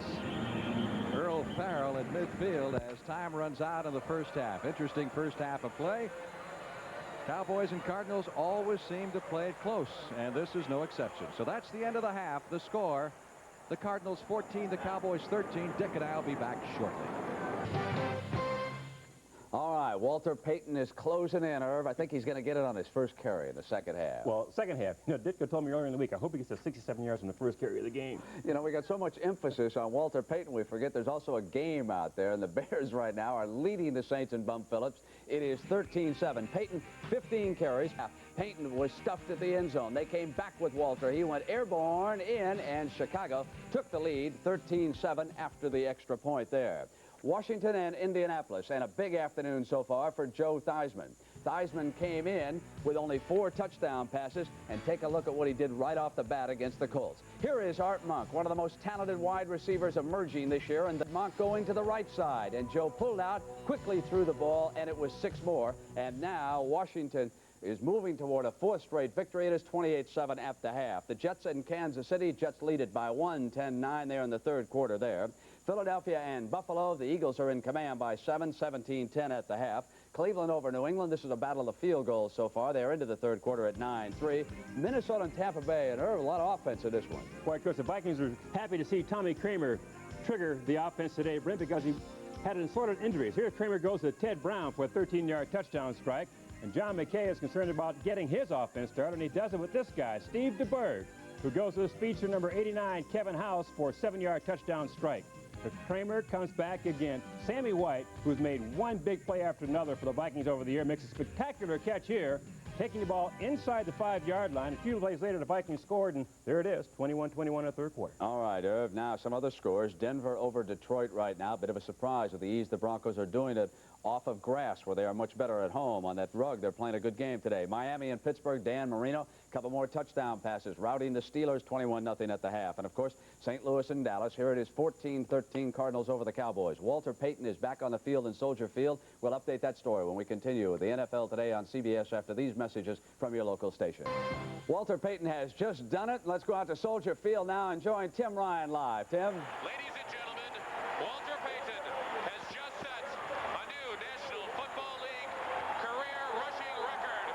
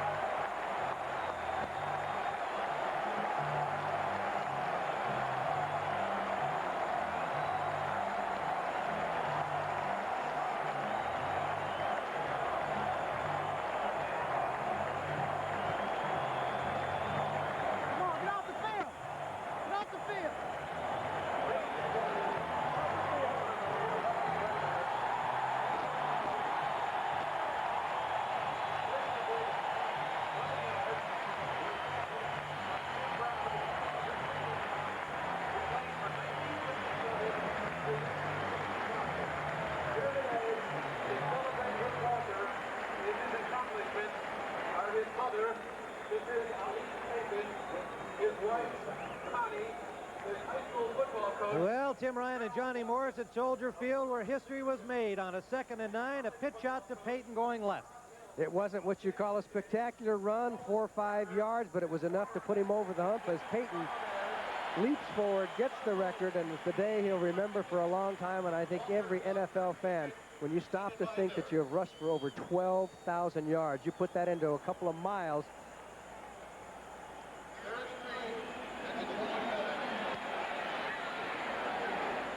Just a sensational performance by Walter Payton. And let's re-emphasize what we said during the pregame show, the fact that Walter Payton has played much of his career behind an inferior offensive line. You folks down in Dallas have had so much better weapons up front to block for somebody. You can't say enough about what Walter Payton has done throughout his career in Chicago, Irv. You know, Brent, I feel so happy for Walter. I gave him his first national award when he came out of Jackson State. He didn't score very well in the Heisman Trophy voting. I was advising the Heisman people, and we set up a special award by another group to honor Walter Payton. And Randy White that year, too, was also given an award. But he was a great college football player, a man of tremendous character, and you just have to be happy for him. Absolutely. Out of Jackson State in Mississippi, you come a long, long way, Walter. And Irv, I guess they want us to go back through the scoreboard now and get everybody up to date with what's going on. Washington over Indianapolis. They are at the half of that game. It is 28-7 is the count there. And again, and the New York Jets right now over the Kansas City Chiefs 17-9. They are in the 3rd quarter of that game. The Jets have just scored again. Philadelphia and Buffalo, it is 17-10. The Eagles leading the Bills. Cleveland and New England, it is 9-3 in the 3rd quarter there. Minnesota and Tampa Bay, they are the offensive game of the day, 21-all at the half. Denver and Detroit, the Broncos playing surprisingly well in Detroit, 21-7 at the half.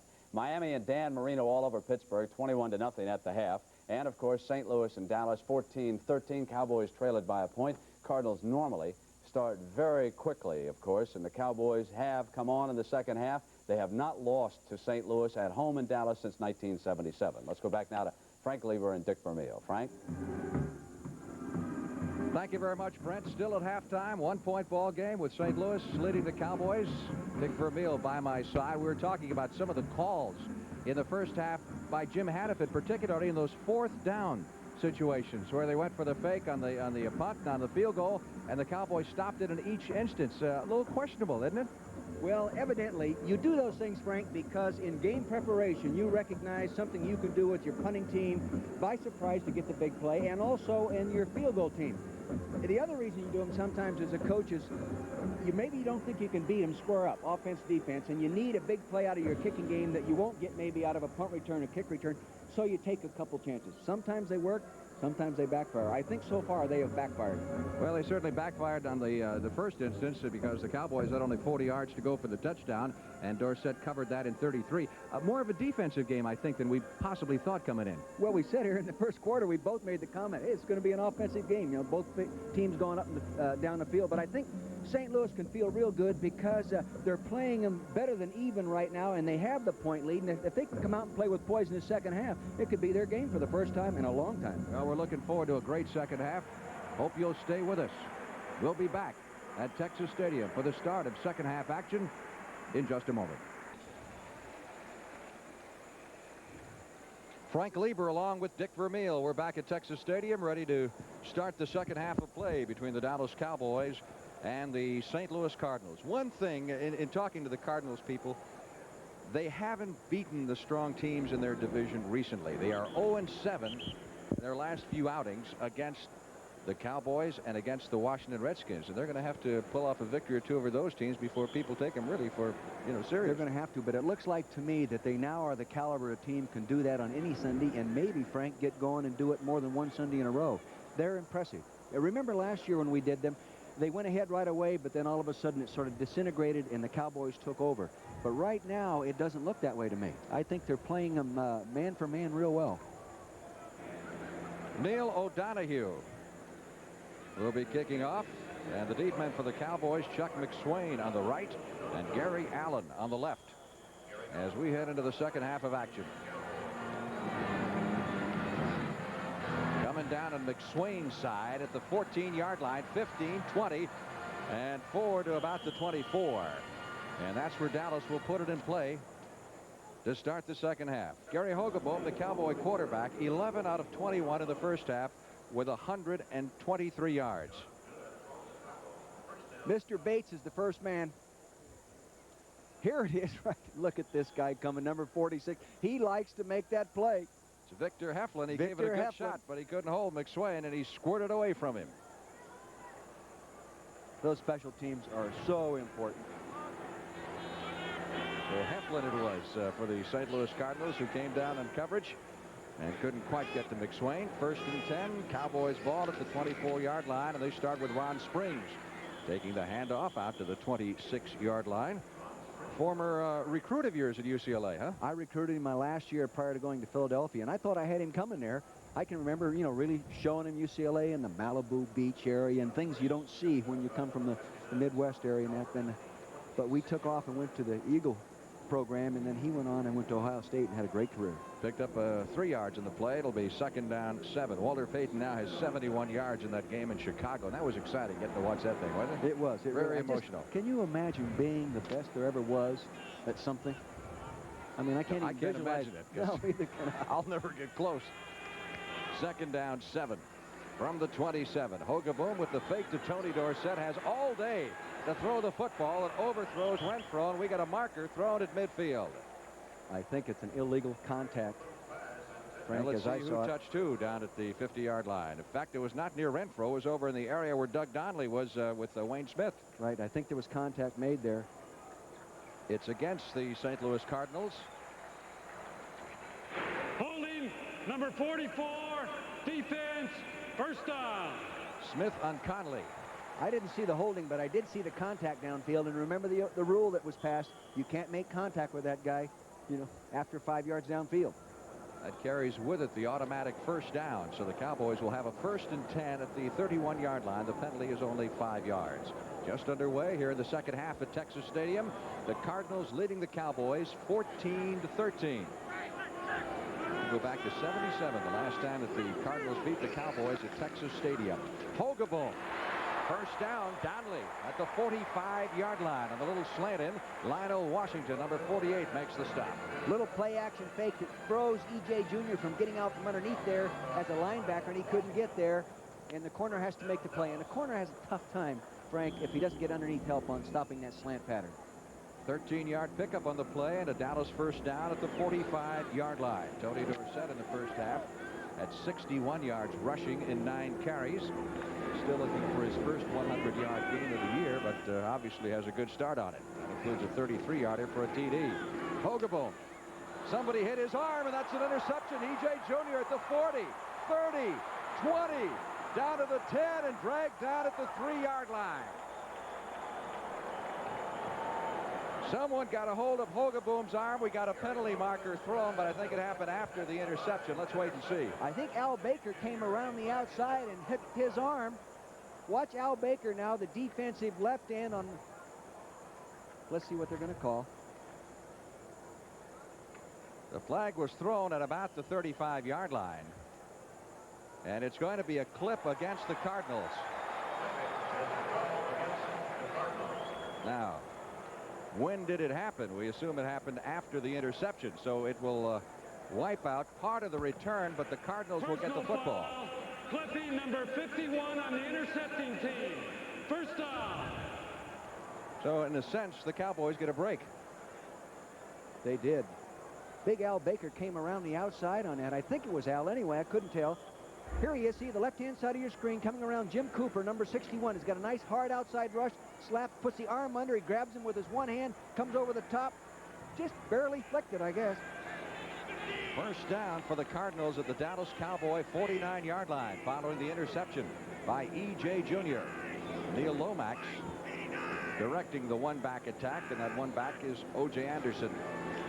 Lomax on 1st down fires a bullet to Greg LaFleur, the tight end. That's a 1st down at the 28-yard line. Frank, Dallas was in a pre-aligned double zone defense, meaning 2 deep safeties, and Lomax audibled. I heard him audibling and called that.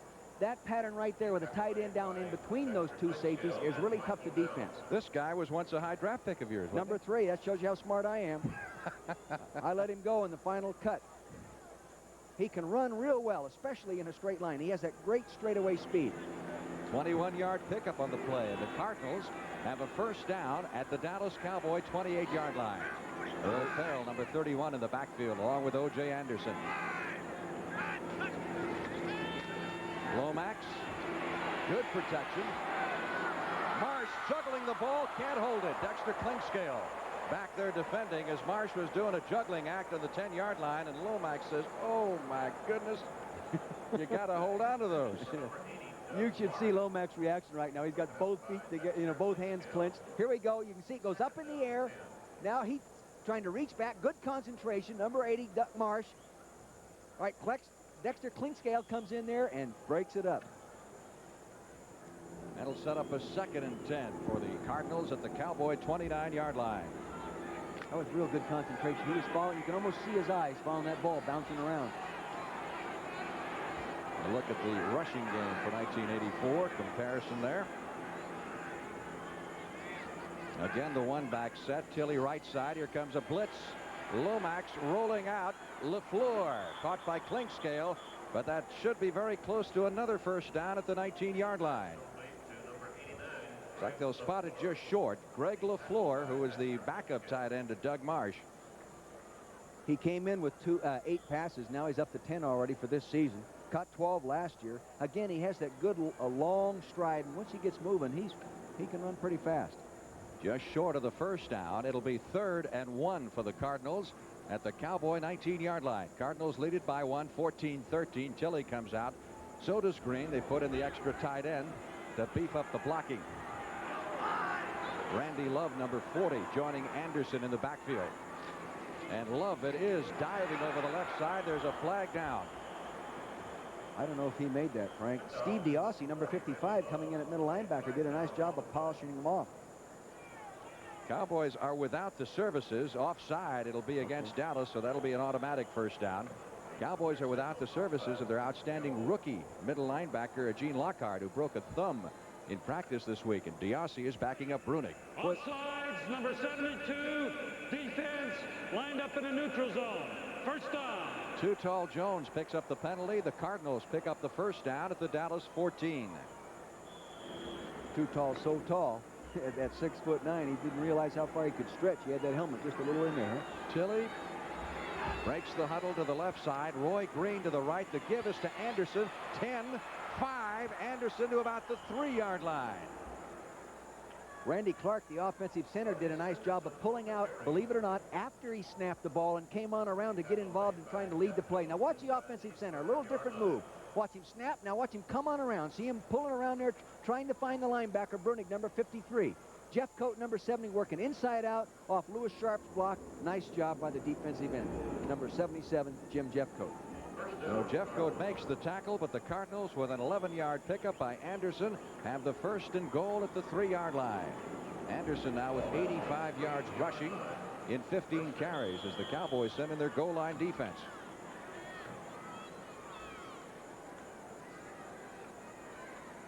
St. Louis with a 1-point lead, trying to add to it, capitalize on the interception by E.J. Jr.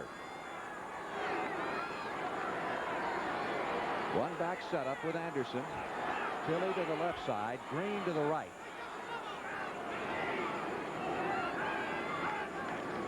Lomax to Anderson, tries to get outside, and he is stuck. I mean, he is drilled. It was Michael Downs coming up from the safety position, the first man to hit him, and then the reinforcements arrived on the scene quickly. Very well defense. Did a real nice job, and that shows you how Michael Downs can make plays as a defensive back. Here it is. He's going to hand it off deep to him now. He's going to start up in there. So now watch him break to the outside. See the linebacker, number 50, working inside. Michael Downs, number 26, came up and took him high. And here comes DiOssi, number 55, to polish him off. 4 Cowboys go out, and 4 more come in. Now they switch from the goal line defense back to what they think here is a passing situation. This is long yardage. 2nd down, goal to go from the 5. The fake this time to Anderson. Lomax on the roll into the end zone. It was number 81, Roy Green, who came down with the ball, but we get no touchdown indication. So wait a minute. No, I think he stepped out of the back of the end zone, Frank. I'm not sure. The hat was thrown down. See, the hat was thrown, but no flag thrown and no touchdown indicated. And they're bringing the ball back to the 5-yard line. Illegal receiver downfield. Right, let's see. That's the signal for illegal receiver downfield. Ineligible receiver, illegal touch after being out of bounds. Penalty is loss of down only, 81 offense. Pretty well told you the whole story, didn't he? Now here's the tail end of it right there. See, he was out of bounds and came back in and to make the play, which you cannot do. You cannot go out of bounds and come back in and catch that pass.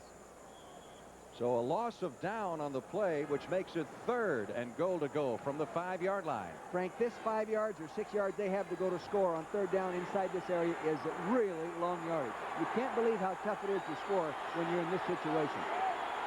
Texas Stadium crowd getting into it right now, imploring the Cowboy defense to hold them. Lomax, the throw on 3rd down, gets it away, overthrown. Clinkscale back there defending on Greg LaFleur, number 89, the intended receiver, as Lomax had to unload it quickly to get away from the rush. Michael Downs, number 26, the safety, put Lomax down on the ground just as he threw the ball. So you can credit Michael Downs with 2 great defensive play here, preventing the score. Now watch this there. He's coming back. He's going to try to hit O.J. Anderson, going to the corner. He's back. Now look at Downs. Boom! Right there, putting the pressure on him. He's also the defender that made the tackle on Otis Anderson. O'Donoghue, who has missed from 46, attempts the field goal from 22 yards out. Little more than an extra point. And he gets it. So the Cardinals' lead goes to 4, 17-13 with 9:47 left in the 3rd period. Welcome back once again to Texas Stadium. Frank Lieber along with Dick Vermeil. Cardinals leading the Cowboys 17-13, and O'Donoghue is ready to kick off. Cowboys would like the ball to go to Gary Allen, the man on the left of your screen, but the Cardinals been kicking it in the direction of McSwain, who's the man on the right. Once again, this one heading toward McSwain at the 15, 20, 25, 30, 35. McSwain across the 40 to the 43-yard line. Chuck McSwain, second-year man from Clemson. On the return is taken down by Bill Whitaker, number 42 of the Cardinals. There's McSwain, who made the team last year and then suffered an injured finger. Busted the finger, was out for the year on injured reserve. And coming back this year for the Cowboys as a backup running back and kick returner. Yeah, his brother is the McSwain that's at Atlanta we saw earlier in the year. That's true. 1st and 10, Cowboys at their 43-yard line. Dallas with its 2nd offensive possession of the 2nd half. The first one resulting in the turnover on the Hogaboom. Interception is picked off by E.J. Jr. Tony Dorsett hit at the line of scrimmage. Falls forward for about a yard. Curtis Greer, number 75, the defensive right end for the St. Louis Cardinals. In on the tackle, 5th-year man from Michigan, who was a former number 1 draft pick back in 1980. Curtis Greer came down from the backside of that play and did a real nice job. That's the way that the Cowboy Cardinals series has gone at Texas Stadium last 12 times. Last time they beat him was 1977 at Texas Stadium. Of course, they went up at St. Louis 3 years ago, but last thing the Cardinals want to be thinking about, I would think, is victory right now, because this ballgame's got too long to go. 2nd and 10. Hogaboom in trouble behind the line and torn down by Curtis Greer, number 75. So 2 big plays for Curtis on this series. Curtis Greer is the defensive right end. Now look at the left of your screen. You'll see a number 75 stunning back to the underneath Ellis Groom's number 78. He was not picked up properly, and therefore he gets to the quarterback. He is a good pass rusher. He has 44.5 career sacks coming into this ball game, and he's only been around the league for a few years. That's the Cardinals' first sack of the afternoon on Hogaboom. Dallas has gotten to Lomax 3 times. A loss of 10 on the play moves it back to the 33-yard line. It is 3rd down and 20 from the shotgun. Hogaboom looks downfield, intended for Renfro at the 48-yard line, but well covered. Draped all over him was Wayne Smith, number 44. Wayne Smith's doing a good job. That's his 2nd pass defensed or knocked down in this ball game already. Stump Mitchell will be deep. Number 56, Eugene Lockhart. Around these parts, they call him Gene the Hitting Machine. You can see that thumb is all in the cast right now, and therefore he felt he could play. Coach Lander didn't want him to play. He's a 6th-round pick out of Houston. Danny White has been known to run it. Stump Mitchell waiting. They won't do it in this situation. Beautiful punt. Beautiful punt. High kick driving Mitchell back to the 20. Up to the 25, no place to go.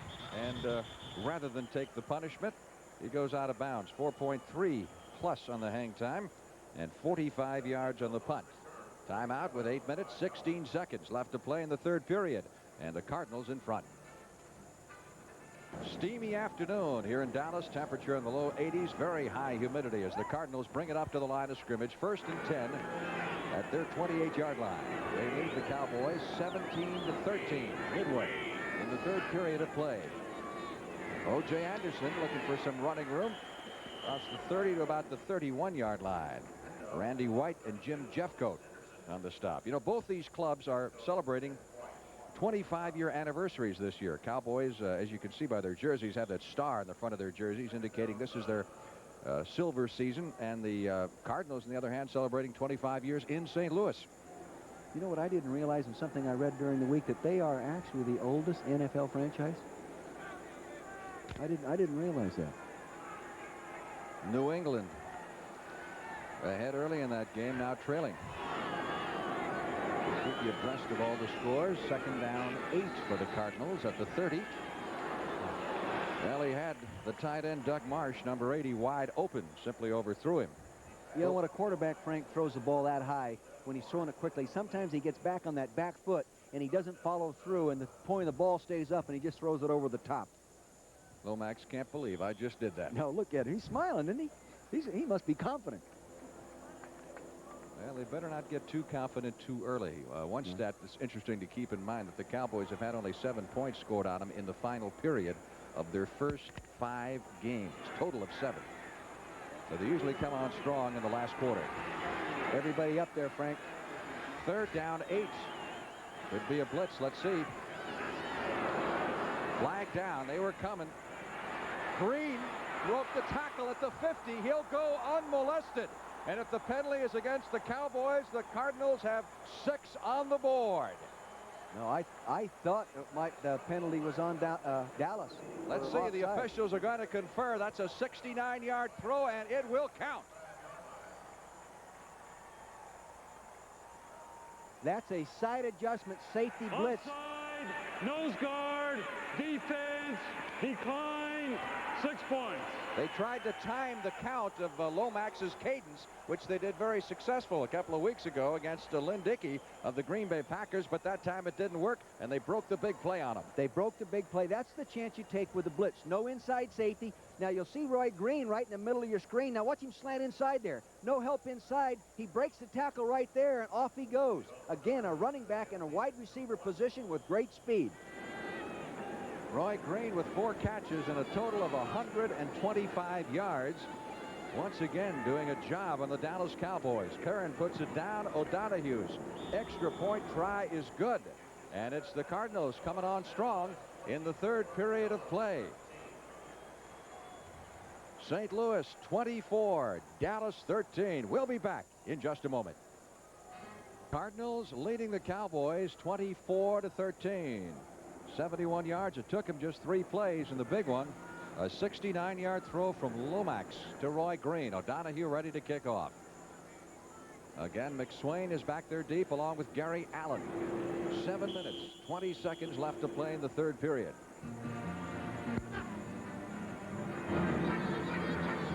McSwain at the 5. He brought the last one past the 40, 20, 25. And goes out of bounds just shy of the 30-yard line. And Bates is trying to get into a scramble down there. Here we go on the chalkboard. All right, now you watch right here. 81, Roy Green is going to come off the line of scrimmage. He sees all the defenders up here, 11 guys. You note only 3 guys back. He sees that blitz. He breaks it off inside, catches the ball. Victor Scott misses the tackle, and off he goes